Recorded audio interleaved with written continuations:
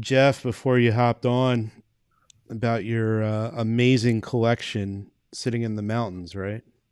Yeah, I was going to ask you what's Chip Perry driving these days? Well, here in Denver, I've got a 32-year-old Mercedes, a You 560 still SEC, have that? 560 You've had that SEC, for a which while. yeah, for 15 years or so. It's one of those nice cars of that era. And then I'm mainly an early Porsche Volkswagen guy back in North Carolina where I Mm, keep my cars. A yeah. couple British sports cars as well, but I My really enjoy driving and just being out on the road.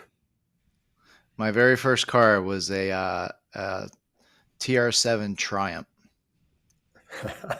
That's a cool car. In that era, Yeah, it was red. my It was a coupe though. It wasn't the more traditional convertible. It was actually a coupe. we had a car game in my family growing up, but my first one out of college was a Fiat Oh, 124 Spider, which oh, nice. Hmm. proceeded to fall apart. Yeah, well, so I is took the it Triumph. I took it to a lot of fix it again Tonys. Yeah, mine was in great shape, but yeah, I've always been a fan of the Gias, and after the Triumph, I stuck with Volkswagens. That's all I ever had. I had several GTIs, Scirocco's, Jettas, uh, Dasher. Um, I don't know. I could go down the list, but You're a real fan of the huge. brand.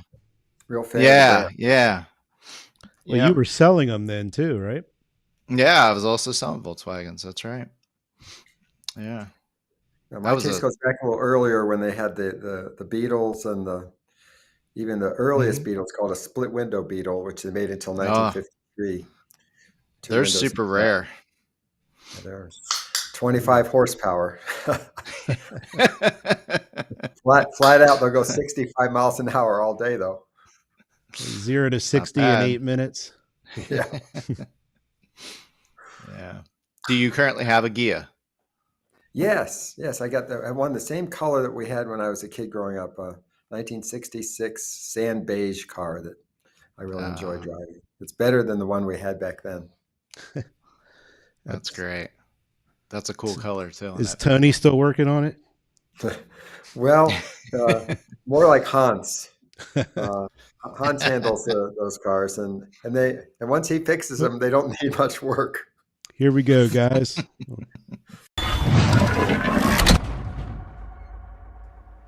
Well, we should probably just continue this conversation. Let's who We're needs to all talk car nuts. about business? Let's talk about the cars. There we go. What else? What else do you have? Well, I've got some early Porsche 356s, which they made from Nice. 1948 to 1965 when they introduced the 911. A couple of early 911s. I even have a Porsche tractor, which they Oh made in the wow. early days. What do you know what era or what year that was made? Yeah, 62. They made it from about 57, 58 to 63, 64. Hmm. Now, I knew Lamborghini made some tractors. I didn't know Porsche had. Yeah, Same me era. either. Hmm. Yeah, that's awesome. All right. I That's feel new very, learning for very, the day. very lucky to have them, and most importantly, a great Now, friend mechanic who keeps them running for me. so do you have a warehouse that you keep them? I do have a place I keep them in North Carolina, in a little town Okay. called Blowing Rock, just off the Blue Ridge Parkway, which is Ooh, my proving ground. So it's a Nice. nice place to kind of give them some good exercise. Oh yeah. I think a Yeah, bunch I've of been through that way. people just said, "I want to be Chip when I grow up." Well, it took 40 years of work to get there. Didn't spring out of the womb with those kind of things. Yeah. I was born Do in a you miss military the family. I was born in a military family. Went to 10 different schools growing up, so uh, had to work my way up from there. Wow, Yeah. that's great. Well, speaking of that, hey, we are here to talk business today. Um, and the one and by the way, it looks like I believe that's a reflection behind you, Chip. It's That it looks like you don't have a bad view right now. Yeah. Here we have a view of the Rocky Mountains. We can see 14ers, they call them out here, 14,000 feet. We can see Pikes Peak. We can see um, Mount Evans, and we can see Long's Peak in Rocky Mountain National Park. It's a great place to be. It sure Beautiful. beats the 4,000-foot Mount Mansfield I'm looking at. Well, we're sitting here at 5,000, so Denver's a great place. I enjoy being here, and it's a wonderful young company I work for. A2Z Sync. It was founded by Aaron Wallace, who was the owner of the Schomp Group here in Denver. Oh, okay. I Yep. was wondering how this all started with A to Z Sync. Yeah, he got a bee in his bonnet to fix the user experience, try to take time out of it, make it more streamlined and modern. About 10 years ago, he experimented with technology that was existing at the time and wasn't satisfied. So he said, I need to build a platform that absorbs the entire transaction from A to Z on one screen, so one person can deliver that transaction. It's a point of sale system that we help dealers employ with significant training to help make the process work smoothly in their stores. Wow. I've heard of quite a few dealerships. It seemed like a trend, and I'm going to guess maybe 15 years ago, I had run across a couple dealerships that was using that type of process, where the salesperson, took care of the financing. Uh, you know, the customer didn't have to be, put in the box. Yes. Everything was, handled through the salesperson, and a lot of the dealerships that took that process were really liked it and were very profitable with it. I'm surprised that it didn't catch on. And, that's why you're sitting here today. Maybe it did catch on. I just was oblivious to it. Well, it didn't really catch on. There's probably only a couple hundred dealers in America who do this thoroughly. A number of players, big players, experimented with it over the years, like Sonic and AutoNation. Mm-hmm. They didn't have the enabling technology, and there is a fair amount of change management that has to happen in the store to make this work. And the do-it-yourself at scale is hard to do. Other dealers have been able to make it work around the country. Good examples are the Bill Marsh Group up in northern Michigan, the Royal Group in Tucson. I call them DIYers. And what intrigued me about joining this company is that this approach to selling cars really does have a positive effect on the customer experience, and it helps the dealer make more money despite industry conventional wisdom that F&I PVRs go backwards when you try to let the frontline salesperson handle finance instead of a specialist. So when I saw that, I said, wow, this is an interesting phenomenon. Feels like a direction the industry will like to go in over several years with all the pressures around it, and the customer experience is so important. I'd like to become part of this. So it's a spin-off now from Schomp. We have 70 employees here in Denver, and we're helping quite a few dealers around the country adopt this style of selling successfully. It sounds like what you were referring to earlier is, it was sort of a trend. You mentioned Sonic. And it also sounds like the reason why a lot of these dealerships maybe failed at it was because of the software. Yes. I Well, guess, there was a lack because of enabling. There was a lack of enabling technology. Sonic built their own system, but it was 7, 8, 9 years ago, and they had difficulty with integrating it with the other piece parts in their stores. And it was at a moment in time when they were launching Echo Park. So they had to make some trade-offs as a public company about where they were going to invest. And so they decided to invest more with the used car superstores than the one person selling. Although I think they were very pleased with the results in the stores that they employed it in, but they just didn't have the resources then to scale it. Mm-hmm. And the industry today is mainly looking at it with great skepticism as opposed to optimism. So you have to be a bit of a contrarian to approach this topic. But when I saw how powerful the results were for the dealers, I thought, well, I should. And it is one of the big opportunity areas our industry has in front of it to improve the customer experience, because it is so kind of universally, stereotypically lampooned, and progressive dealers are, stepping up and trying to improve it. And I thought, well, I'd like to be part of that trend. I believe that. I believe that. Why do you, I lost the question. I had a great question in my head. Now I lost it. It'll come back to me. Well, I can help segue into a deck that Chip and his team prepared. This is really what inspired today's show. And actually, I should say it goes back a bit further. It was like maybe 5 or 6 years ago, my family decided to go to a one-person selling model. That's the Checkered Flag Automotive Group. And I was highly skeptical. So was my dad. Over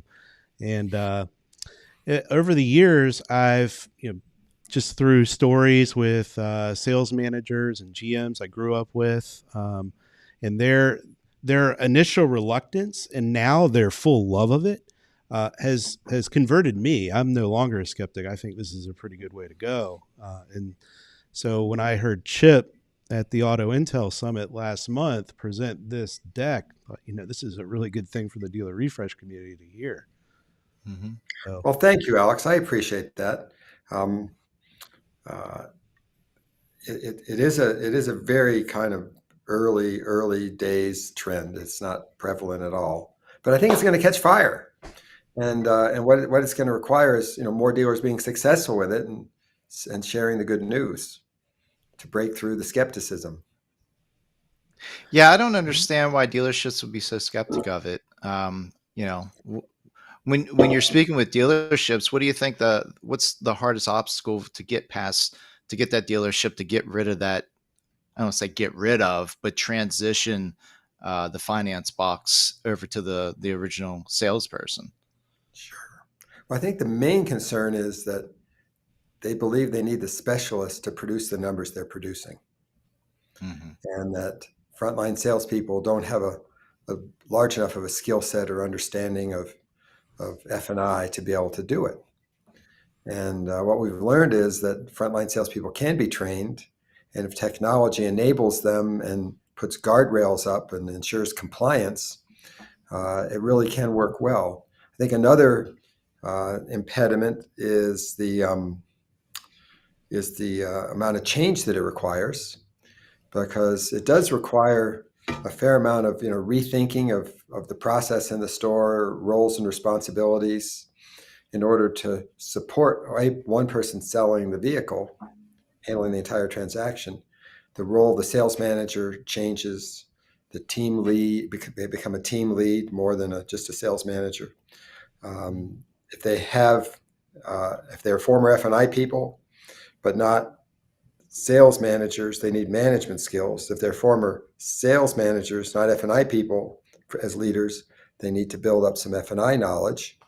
And then pay plans and things like that also need to be adjusted. So I think there's a fair amount of change management that's required, and that's part of the reason why the do-it-yourselfers either stub their toe, or take a long time to make it through. The folks at Bill Marsh, they told me the story. It took them, they've been at it for 10 years, and they self-invented all of the processes themselves. We live, eat, sleep, drink, breathe this topic, and we work with over 40 dealerships. So we've learned a lot, and from all the different approaches that dealers have taken. And there is no one way to skin the cat. There is no one pure, it has to be has to be done this way. This style can easily adapts around different cultures and different skill sets. The key is to move directionally, significantly, toward helping the customer save time when they're in the store by eliminating the TO to F&I and the back and forth. Some deals always need management involvement, but it's not the sort of thing that it has to be, all in every salesperson, every deal. And I think that's another one of the misconceptions. I think another misconception is it has to be one price. I think one person, how can you negotiate? Empower a frontline person to negotiate. And we have plenty of our clients that have figured that out, and we have tools that support that. So I think that Awesome. it's just a matter of that people have a hard time envisioning how it would work because it's pretty different than what they do today. But I think as more and more experience gets gathered by successful progressive dealers, it's going to be a growing trend, a growing phenomenon. Yeah, And we'd like to Let's be competition part of that. will bring it, right? yeah. And the presentation I'd like to share today is really kind of stepping back and drawing some inspiration from outside of the industry first, and then using some research data to shine a light on what consumers don't like or like about the process and how they might like to see it improved. Well, let's get that Cool. Let's presentation jump rolling. into it. Yeah. Okay, thank you. Let me get you added in here. Thank you. So this is I think it's in probably a PowerPoint slideshow mode. So if I say click, you can click, and then we can move from slide to slide. We'll do. But let's jump right in. All Go to the right. next one. Thank you. So what I start with here is a big picture question around how great customer experiences are created. I became curious about this as I joined A to Z and saw progressive dealers really retooling how they do business. And it made me wonder, okay, there's a lot of management effort and involvement and planning and execution here. How can we take some inspiration from outside of our industry? So, I did a little research and discovered that there's quite a body of literature out there around great customer experiences. So next, please. And when then you can click here, all these companies come up. These are the kinds of brands that are famous for a great customer experience. Trader Joe's, Nordstrom's, Ritz-Carlton, Apple, USAA for the military community. Amazon is a poster child. And when I thought about these companies, and I thought about one of the common threads I saw in our clients that are retooling and restructuring the sales process, a concept, a word really kind of started to resonate with me, and that was obsession. If you click again, so that's the theme across these companies.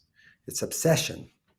And I saw our clients, I was speaking to people like the Nelson Group in Tennessee and Oklahoma, and the Motorworks Group in Chicago, obviously the Schomp organization here in Denver, Carter Myers in Virginia, and Paragon in New York, and Price Sims in California, and others.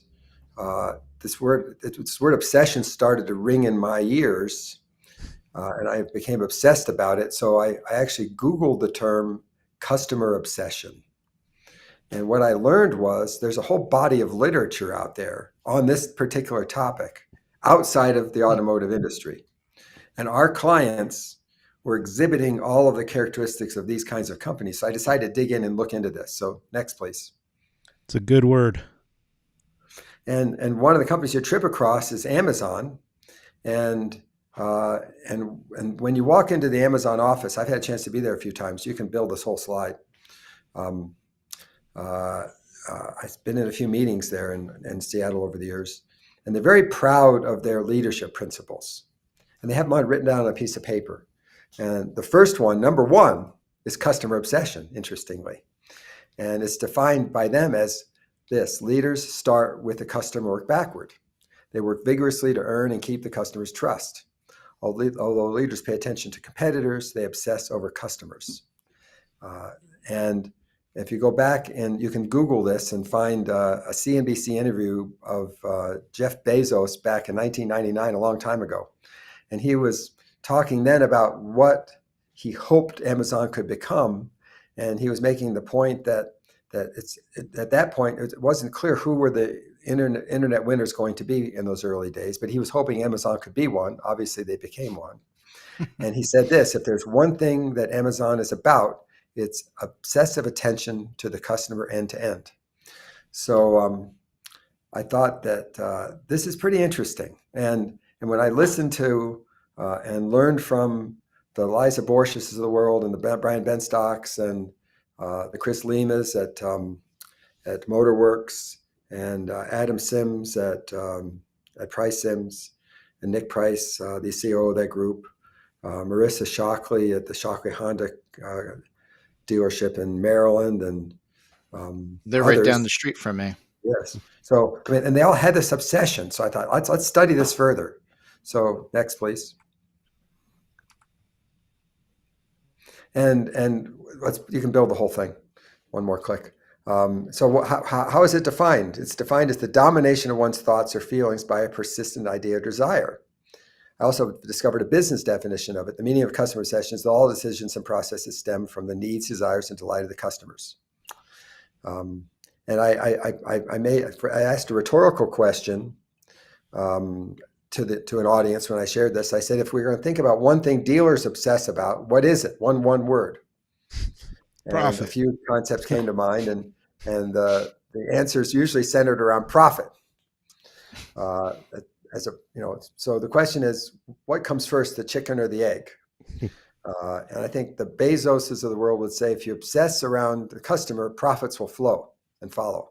Mm-hmm. If we obsess around profits, doesn't necessarily mean we're going to obsess around customers. So it's interesting. Next piece. Next place. Makes sense. And then when you read this body of literature, I encourage folks to just Google customer obsession, and you'll discover all of these interesting articles, made from outside our industry. But one of the things, and I'm going to summarize them here in the next couple of pages, but what it's not about is just treating people nicely and being courteous and professional, having clean facilities and having managers ask how you're doing, and having customer service that are coached. There are many, many good dealers doing a lot of great work across America. And they're very professional and courteous, but they still haven't necessarily yet fixed the main pain points that customers have about car buying. Next, please. Mm-hmm. And one of the things I picked up, and this is what all of our clients do when they adopt a one-person sales model, is they think about it holistically. This comes from a company called Forrester Research, where they went off and studied non-automotive companies that they call customer obsessed, and they touch these kinds of variables or decision factors or dimensions of their organization. The structure, the culture, the talent, metrics, processes, technology, and they rewire all these things along the way over a period of time around this notion of customer obsession. And when we see dealers move from a tradition to a one-person model, all of these bases get touched along the way. And different dealers approach it differently. And our goal as a vendor partner is to try to help them, get up the learning curve real fast, because we've studied this and we've watched it happen in our clients, and we can make suggestions based upon best practices that we've seen. Next. And so these are some of the hallmarks. You can put all these up at once of what customer obsessed companies are and do. I won't go through all of them, but cover a few of them here. They never stop thinking about how they can better understand their customers. They're very interested in research. They spend more time trying to delight current customers than acquiring new ones.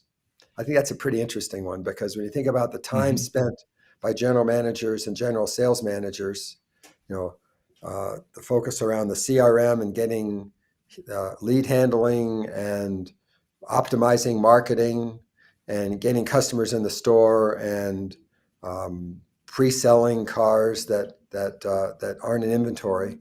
That's all acquiring new customers. Delighting existing ones, I think less time is spent on proportionally. They tend to obsess over every detail of the customer experience. They really obsess over the details. And they use research to solve customer problems. You're going to see me define here from the customer's perspective what some of the problems they think exist are. They're working to continuously add value and remove friction, and they build a passion for serving customers into their culture. These were just ideas that I picked up from the literature, but if you scan some of this literature, I think you'll see these and others that are worthwhile pondering on how can car dealers adopt some of these ideas, move forward. And if you look at the brand, this is where these brands, this is where the brands come from to create the great customer experiences they have today. Isn't it cheaper to keep a customer than to earn one? Yes, you would sure think so. That's the old saying that your best prospects are your current customers. So I believe that deeply.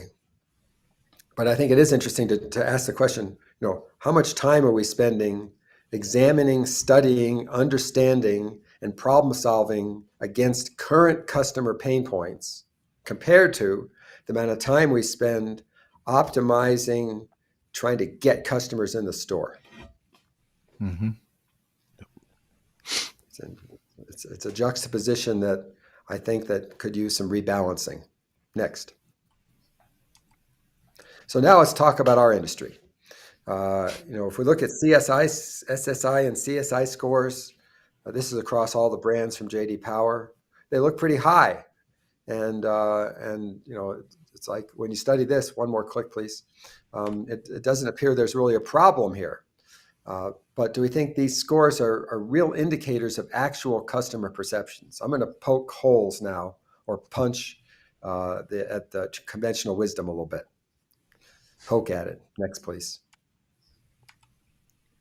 And when you look at the traditional research, like this car buyer journey study from Cox Automotive in 2020, just a couple of years ago, they said over 72% of buyers were highly satisfied with the overall shopping and buying experience.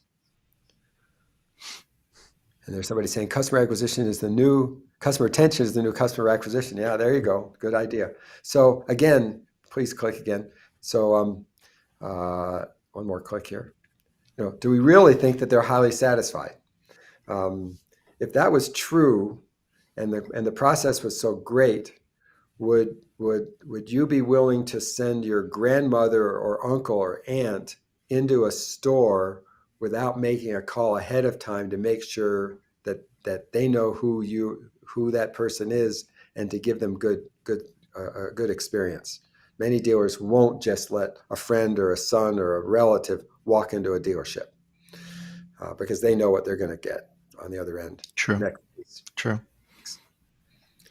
So we asked the question a little differently than how satisfied you are. We did some surveys recently with an organization called YouGov. It's the modern Gallup poll. And they're very rigorous and scientific about creating a sample and asking objective, unbiased questions. So we asked car buyers, a nationally representative sample, this is over 1,000 people, how much they liked very much or somewhat, or disliked somewhat or disliked very much the car buying experience they had in their past.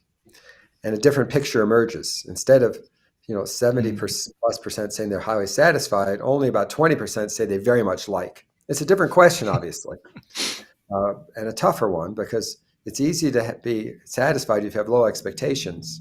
But if you say you very much like something, the chances are you're close to being a raving fan of it. And it matches more our natural instincts that a relatively small percentage of the American car buying public is a fan of the experience of buying a car. Next, please. But also that spells opportunity.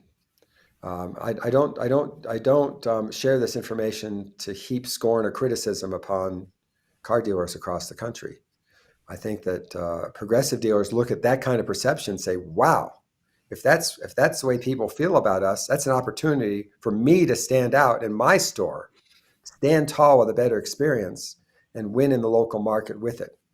So further down this line of asking people about car buying, we asked them, if you had to describe car purchasing in just one word, what would you use?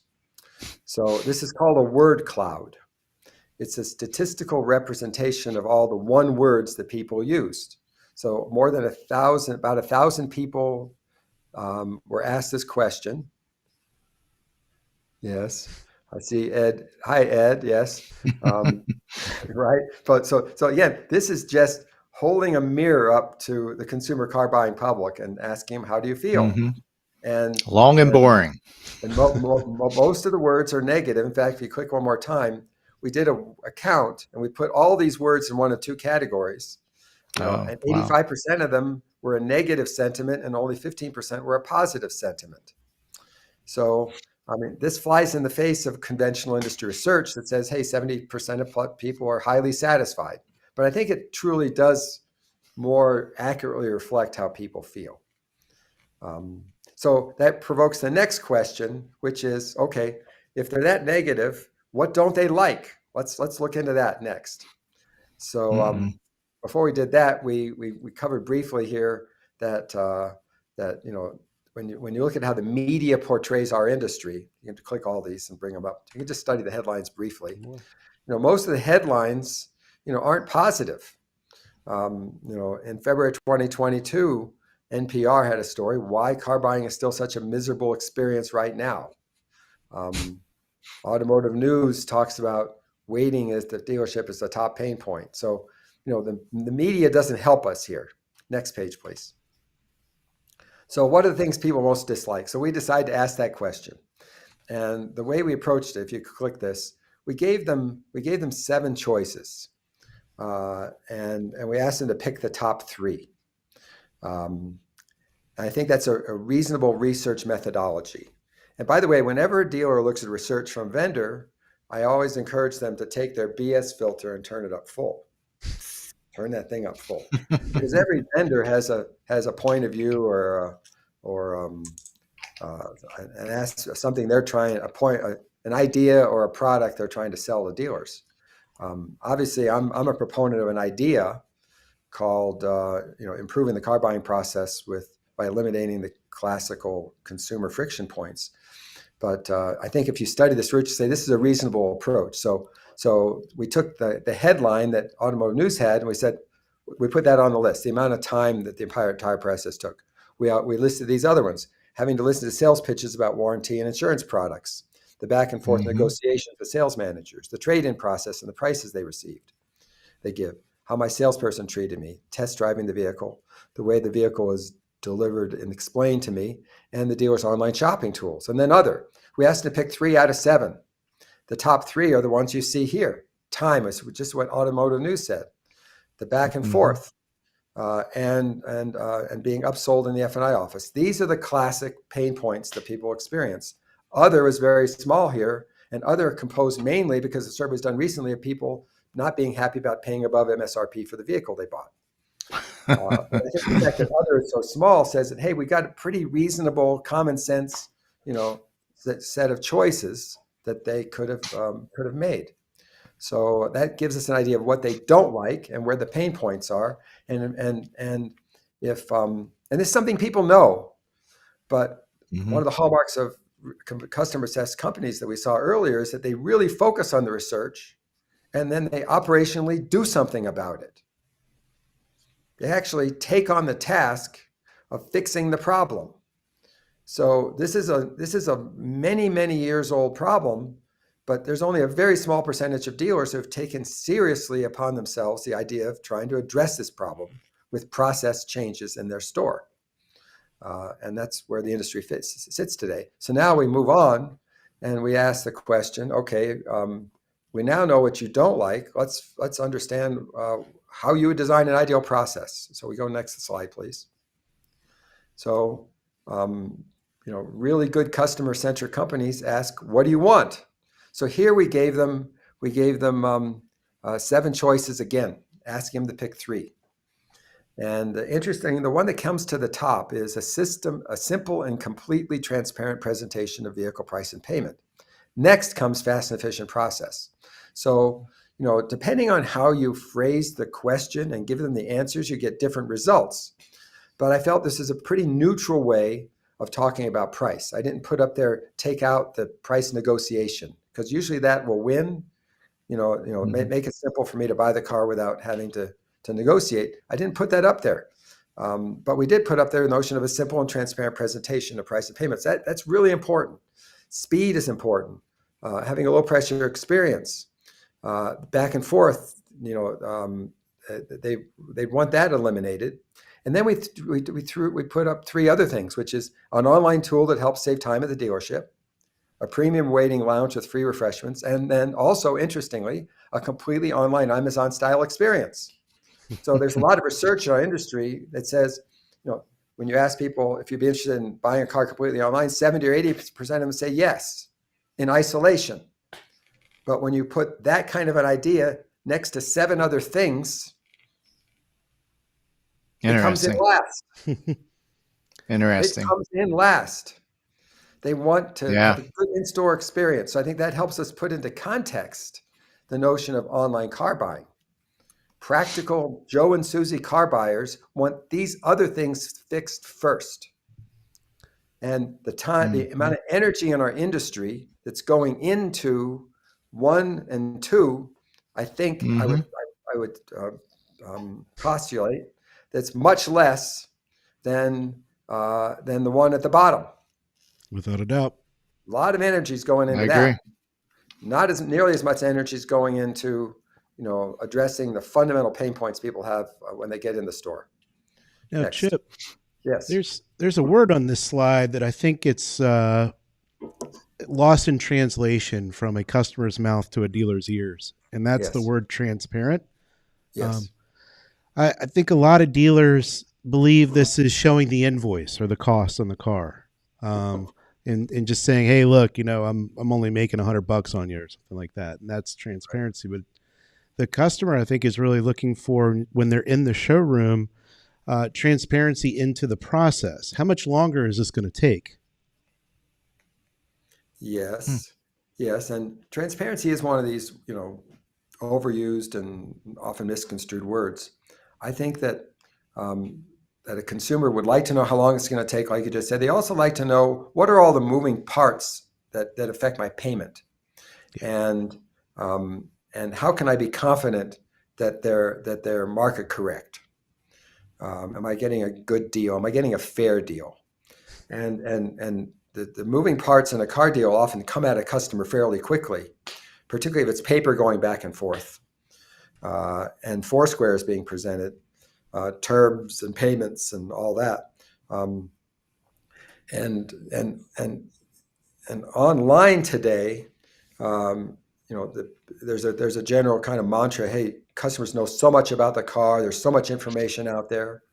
There's a lot of transparency about pricing. However, when you go down and you do research on a specific vehicle, it's often hard to find on a new car what the equipment is on that car. What is the equipment that drives that MSRP? And so you can look at 2 cars side by side with the same price, but if there's not enough detail presented on the car, you don't know what you're looking at.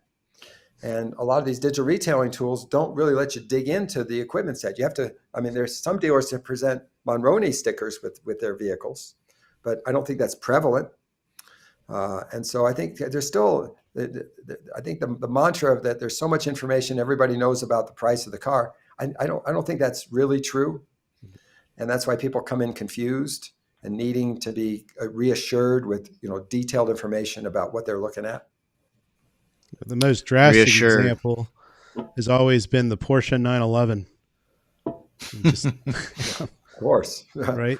If every feature of that car is not shown on the website, one's 89,000, the other one's 189,000. Yeah, that is the poster child for all these options and packages. Yes, no doubt about it. For sure. Next, please.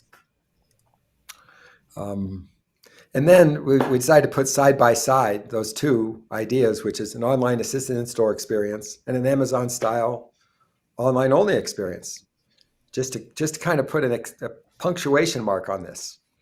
And as you can see, 3-to-1 people want an online assisted in-store experience.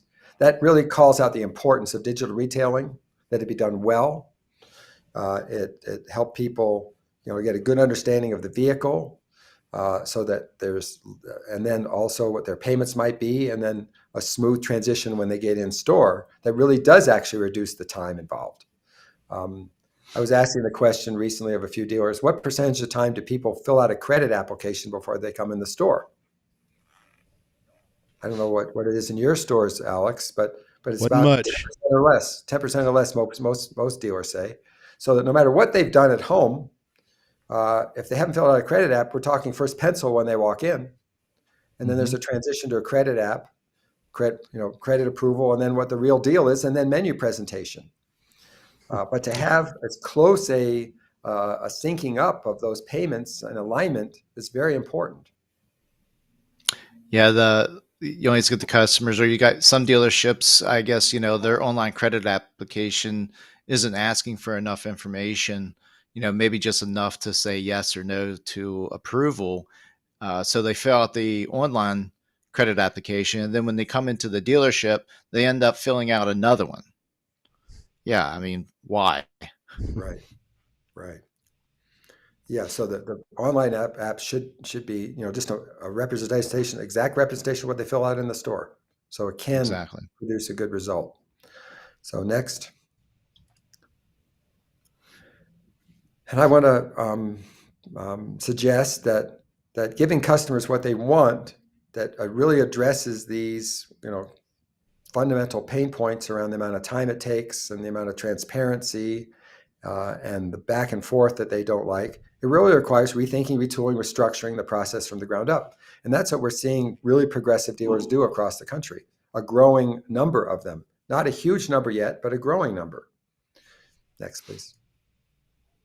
And our suggestion is that there even though there's lots of ways to skin the cat in automotive, and you can incrementally improve, moving toward a model that reduces the touch points, reduces the number of personnel that need to touch a transaction and a customer, will make it more seamless and make it more efficient. And that's what all of our clients and the what I call DIY dealers out there are doing today. They're taking this on themselves and giving the customer what they want. And I think because we live in a capitalistic society where people have choices, dealers that have the best customer experience over time will be winners in their local markets. Next. Not to mention some savings in personnel. Yes, we'll get to that. Yes. So in this one-person model, one person handles the entire transaction. And where dealers have traditionally struggled with this, with tech, is that people have to jump from tool to tool to tool, tab to tab to tab, and there's often clunkiness and awkwardness and disconnects in those tools that make it difficult for one person to handle it all. That's the problem that Aaron Wallace ran into about 8 or 9 years ago that inspired him to want to build the A2Z platform from scratch. He asked one of his lead F&I directors to build it from the menu forward.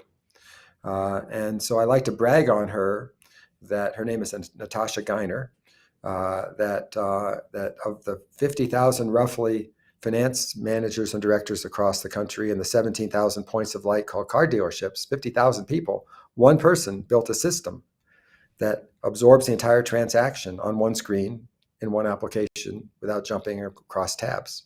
And I'm very proud of her for that. And it's exciting to see our clients embrace it. Next. That's awesome. And as you would expect, when you ask the same doggone question, how much you very much like or somewhat like or dislike the experience of consumers who have gone through a one-person experience, it moves the needle dramatically. I mean, wouldn't every dealer in America love to have 50, 60, 70% of their customers very much like the experience they just had? Not just the car, but the experience of buying the car, and not satisfied, but be willing to tell their friends about it and not fill out a coach survey that gives them, a 5. But this is moving the needle like this requires, deep structural change in a process. So it's very exciting to see these kinds of results happen. Mm-hmm. Yeah, that's a huge difference there. We did it with, almost 500 people across the Schomp group this past year. Okay. Next. Congrats. Thank you. Well, it's all their work. So when I was at Paragon Acura recently, it's the largest Acura store in the world. This past summer, they transitioned to a one-person model. They're on Northern Boulevard in Queens. It's one of the wheeling, dealingest places, busiest hustle bustle kind of environment you could possibly imagine. We asked their salespeople, how they feel about moving to this kind of model. So, and we asked on the right, you'll see one of their customers. This is literally me holding a cell phone with no scripting, asking the question, what's it like selling cars this way? So here's their first salesperson. But we can click these I'm not quickly. sure that's going to come through, Chip, but We'll might not give be it able a to hear shot. it. Okay. Can you hear it? No. All right. Okay, the volume's not there. Ooh. In any event, Yeah. maybe later, if anybody wants this presentation, I can send it to you, and you can listen to those person on the street views of the experience. They all basically said they loved it. So we talked about earlier, why isn't this more broadly embraced? I think there's a sense, when profits are this high, why bother? Why go through this amount of work? Let's see. Dan is saying, happy current sales has to do it all. Yeah, that's the Yes. that's the So warning label from Dan. yes, there you go. So these are the traditional concerns, but Mm-hmm. all of them, it turns out, don't come true when dealers approach this, professionally with assistance from specialists. F&I people, generally stay. They don't leave. They become team leaders. F&I income doesn't drop; it goes up. Salespeople actually can handle the transaction, and they love doing it. It gives them a more robust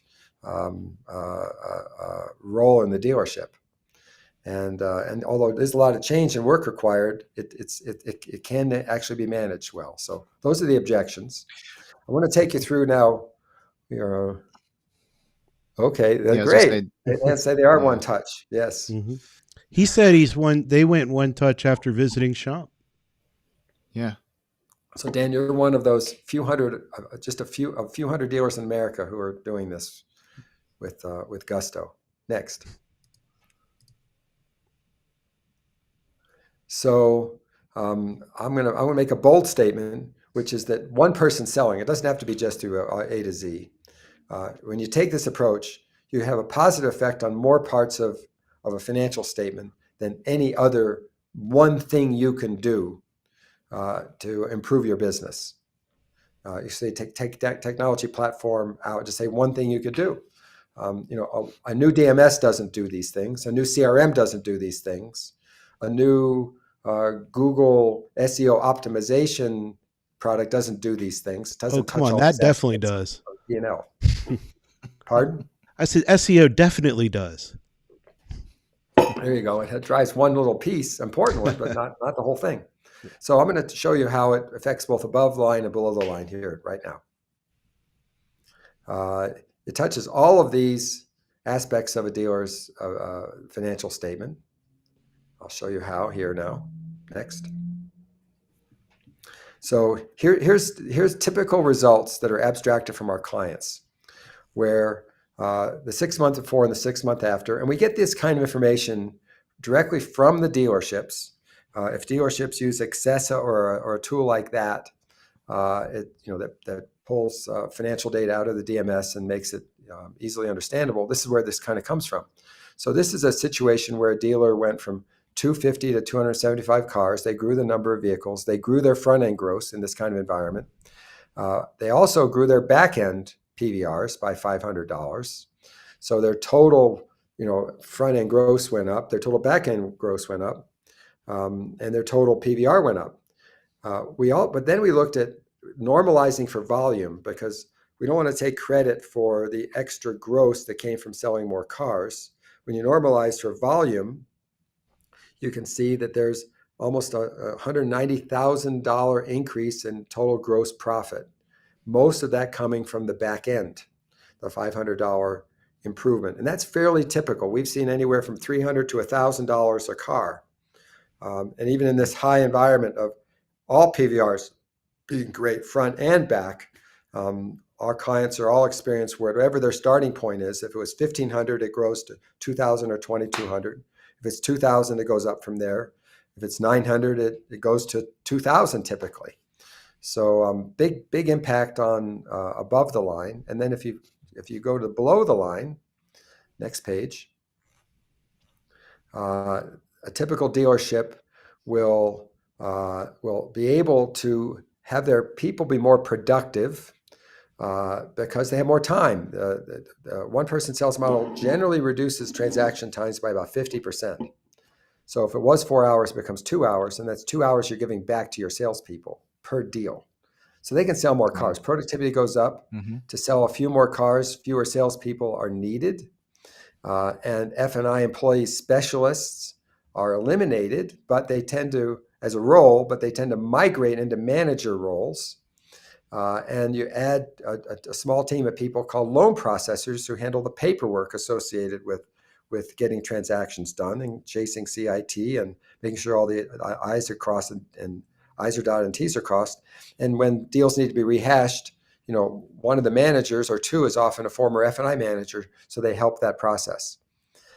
Sales comp, interestingly, this model, we're paying people better. Salespeople go from $75,000 to $90,000. The F&I managers as a group are no longer present, but they migrate to other managers who have an increase in pay from 150 to 180. You add some loan processors, and then you end up looking at total F&I and sales and F&I comp being lower, and as a percentage of gross profit, significantly lower.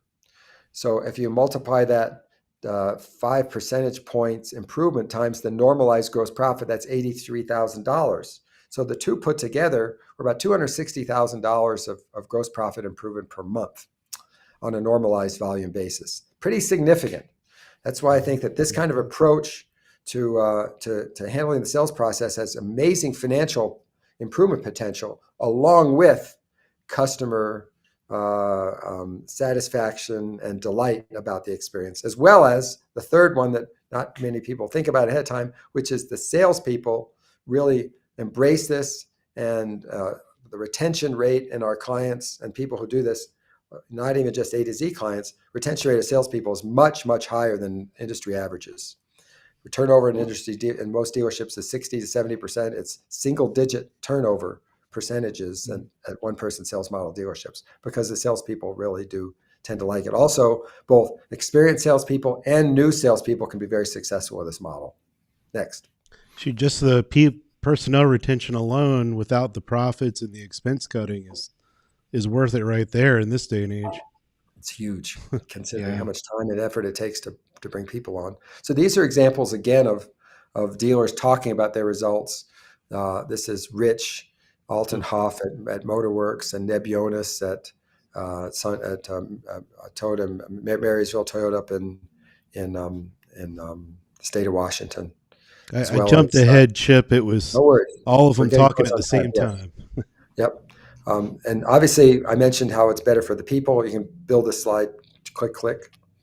You'll see that salespeople, because they're responsible for the whole transaction, find it a more fulfilling role, and you can attract people to this kind of a job that you couldn't attract otherwise. And sales managers get a chance to see the whole deal, not just pass it off to F&I. And if they're an F&I manager before, they now get a chance to see the front end of the deal and to be managers and coaches, not just deal executors. So generally speaking, the really strong F&I expertise gets to stay in the store playing a different role. So it's transformational for the people. And I love the fact that the customer walks out happier, the dealership's bottom line is improved, and literally all of our clients, when I talk to the people, they love the experience that they now have in the role they play in selling cars and making the deals happen. So it's really fun to be part of something that's so positive for all the major constituents of a car deal. Next. What do you think it is about the process? This type of process. What causes that jump in F&I? Is it because the salesperson is able to talk about maybe the different packages as they should be, but obviously they're not getting the focus isn't there, and they're not, they're so used to putting that customer over into the F&I box. And when you get rid of that, now, they're more incentivized to talk about it earlier on in the sale process. Do you think that's what makes the big difference? Yes, I think that's one of the things. There's like 3 or 4 factors that result in better numbers at the end, and they all have to kind of combine together. One is the fact that one person builds rapport and understanding of the customer in an unpressurized situation. When you talk about their current car and why they need a new car and how they're going to be using the car, You're able to understand also, what their past use of protection products was in a helpful sort of way.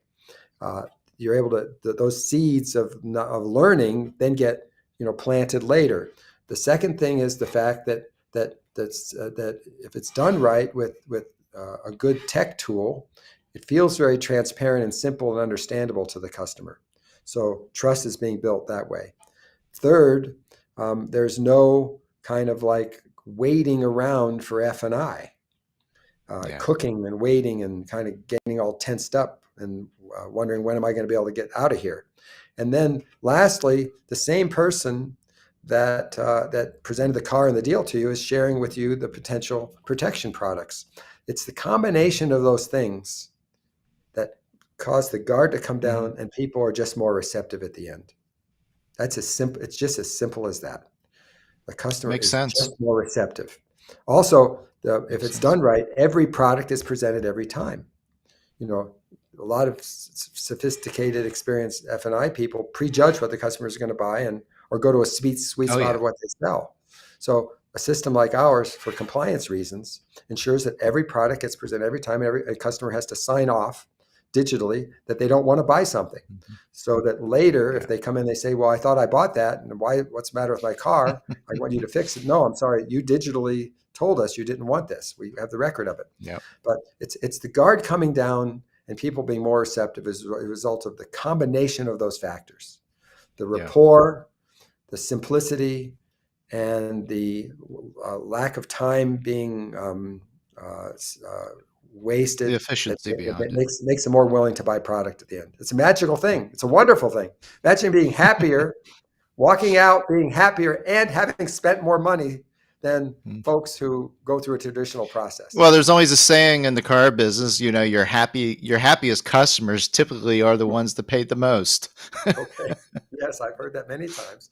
I had a hard time putting that into the context. And it's true. It's true.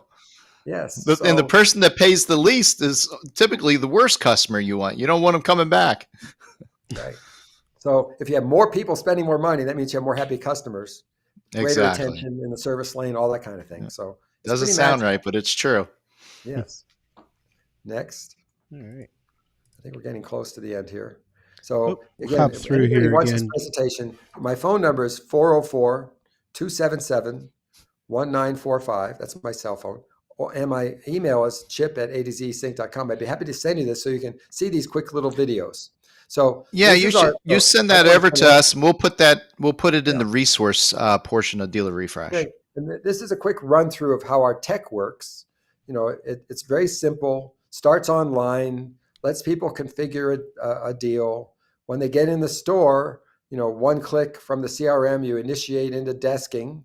And then you're off to the races, and it makes it very simple and transparent for people on how their deal is constructed. It also gives them, very importantly, a sense of shared control, because they can flip back and forth between different structures, and the numbers are changing on the fly in front of them, and there's no pieces of paper being shipped back and forth to the desk. The salespeople are not go-betweens; they're helping the deal actually get done. This is what the tech looks like. Anybody who's interested, I'd be happy to create a demo, because it really is quite smooth and effective. Includes and it's built with all the nuances. So after credit gets pulled, if it's not as good as you think, then you can rehash the deal in the menu. And one of the things we do very importantly is ensure that products get presented, and value before the menu comes. And then when the menu comes, if you click again, the way the menu works at A to Z is that we share three different packages that are constructed by the dealership as their standard packages. They can also be changed on the fly by the team leader behind the scenes. But what's interesting about this is after value is presented and the different packages are presented, you have a drag and drop capability of moving products into what's called the custom box. And 80 to 90% of the time, people live in the custom box, which again gives them a sense of shared control. They get to pick and choose what parts they like. And in fact, if you need to re-rate here, you can do it on the fly. Nice. That's excellent. Well, we have a lot of conversations about digital retailing, of course, and the biggest stumbling block is for dealerships not having the right process on the showroom floor. Someone's on their digital retail piece on their website, but there's it doesn't really coincide with how the customer is going through the process once they come to the dealership. It's almost, for a lot of dealerships, it's almost like the customer now is starting all over. They did Yes. everything online on their digital retailing platform. Then they come into the dealership and it's, there's no sync there. Right. And that's what we try to help avoid with a simple online tool that makes sure the payments are always going to match. And then when you Mm-hmm. get in the store, we even take it all the way through, digital signing of product contracts and as much digital signing as possible. That'll increase over time. Next, please. I think we're getting close to the end here. Okay, so what do we need to do this? To move from a traditional model, you need three things. You need enabling technology, you need implementation plan, and you need training. Do-it-yourself dealers have worked with existing tech. They built their own plan and they've done their own training in silos. What we bring is, and other players in our industry there's a few other vendors doing this that can help you get up the curve real quickly. We start with an implementation assessment at a store, help identify the specific training needs that will help that store get up to speed as quickly as possible, and help them customize pay plans and write job descriptions and that kind of thing, so that it can happen quickly. But these are the things that I think a dealer needs to check the boxes of, to jump from a traditional model to a more modern, streamlined, one-person approach. Next. Mm-hmm. Future state. There you go. Current state at many of our customers. So I guess I'd like to leave everybody with a thought that, hey, the market's great now for dealerships in terms of the profit picture. But there are barbarians at the gate who are trying to lampoon traditional dealerships by saying they have a better experience. I think it is generally acceptable and true that customer expectations will rule, and dealers who meet those customer expectations better and faster will be more successful than others. And the OEMs who are doing a lot of things that often run at odds with the interests of dealerships, they all want a better experience. And so I think that dealers who step up to this kind of initiative will get a lot of favor from their OEMs. Next. Question is, how fast will you evolve? Now, this is a quote that comes from a movie that a lot of us have seen, called League of Our Own. Tom Hanks was the baseball coach of a women's baseball team, and one of his players was thinking about quitting, and he said, "It's supposed to be hard. If it wasn't hard, everyone would do it. The hard is what makes it great." So, I don't want to leave everybody with the sense that, hey, this is an impossible task, but one of the reasons why it's not being widely adopted is the perception of the work involved. So the good news is, just like the perception of customers being negative about car buying, progressive dealers see that as opportunity. Progressive dealers who adopt this can be pretty confident that the masses won't, and they'll have a big, huge, strong leg to stand on, and a club to beat over the head of other dealerships, meaning a better experience. So I encourage people to think of this as a positive thing, because the other thing is, the really big things we've done in our lives that have made a difference, either our work lives or our personal lives, they probably didn't fall out of a tree. It wasn't easy. We had to work at it. True. So this is the same thing. If we focus on the fundamentals, retool around customer pain points systematically, we can improve how the experience works and capture market share and improve our bottom line at the same time. So I don't think there's any one way to skin the cat here, and I'm just trying to encourage the industry to think directionally. This is how to think about the future when it comes to this aspect. Obviously, there's a lot of other things that dealers worry about besides just pleasing customers, but in this very important one, if moving in this direction with this kind of thought process, I think could be very fruitful for many dealers. And at A to Z, we're looking to work with progressive dealers who take this on passionately, and we're fortunate to have a bunch of clients that feel that way, and I'm excited to be working with them. It's funny because I do remember, way back in the day, probably, even before I was in the industry, just listening to some of the salespeople, some of the veterans. A lot of dealerships did it this way back. There wasn't an F&I box. Obviously, we didn't have, the technology, but, a lot of dealerships, way back when, that's how they did it. There was no such thing as an F&I box. You dealt with that salesperson. That salesperson was the one that worked with the bank to get the loans and everything else. Yeah, I don't know what you can get more time, Alex, and I can build on that. Yeah, back in the '80s, I bought an Oldsmobile, like my father had, in Alhambra, California, and I can remember working with a salesperson. I took home a little GMAC booklet with tabs in it that I would pull out and pay once a month to establish credit, because I didn't have much credit then. You can put my phone number up next if you click again. And so, F&I was invented as a specialty in the late 80s, early 90s, and it came into this industry, like gangbusters, and it helped dealers, make a lot of money. And the model until the pandemic was more money was made on the back than the front. And so, and I think we're going to, now that it's kind of balanced, but as inventory comes back and price competition starts to creep back in and margin compression starts to rear its ugly head again, the front is going to move down a bit. Back is to hold the dealer's bottom line. Back needs to stay strong and grow.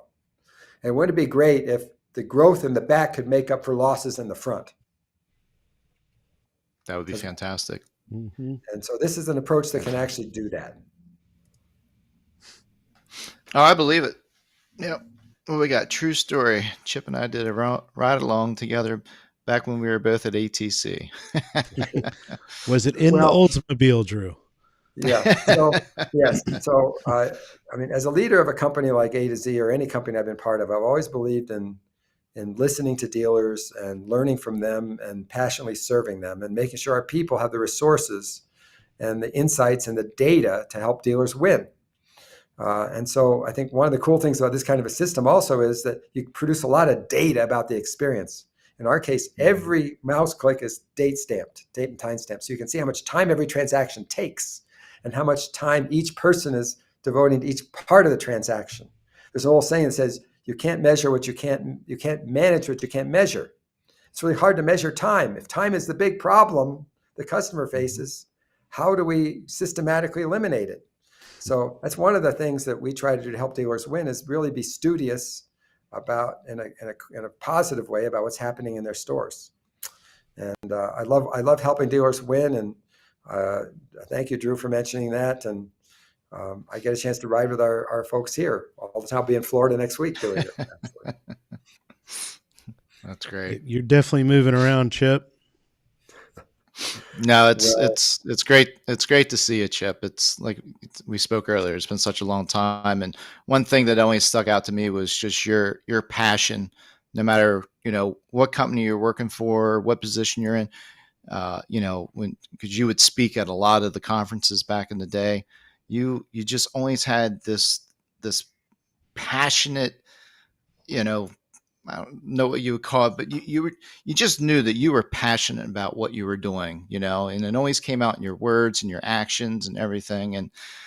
And so, it sounds like you've got a pretty good home run here, because not only can you be passionate, but you mentioned obsession. This is all about the obsession. And in order to be obsessed with something, you almost have to have, passion towards it. You need to be passionate about what you're doing. Yeah, the fire needs to be there. To you. The fire. Yeah. And I'm so fortunate to be able to work with folks like Eliza Borges and Brian Benstock and John Malashenko at Germain and Adam Sims and Nick Price and the folks at Nebionis at the Chapman Group, Marissa Shockley, and we're launching more dealers this month than we've ever launched before, and next month, and I'm excited to get out and visit them and learn from them, because what's going to happen here is we're going to bring an approach, and guess what? They're going to improve upon it. They will improve upon it. And guess what? We will learn from them, Yep. and we'll help other dealers learn from their ideas. This Yep. is a movement. We're the leading edge of a movement. It's exciting to be part of a movement that has a chance to fundamentally, positively affect an important part of our industry.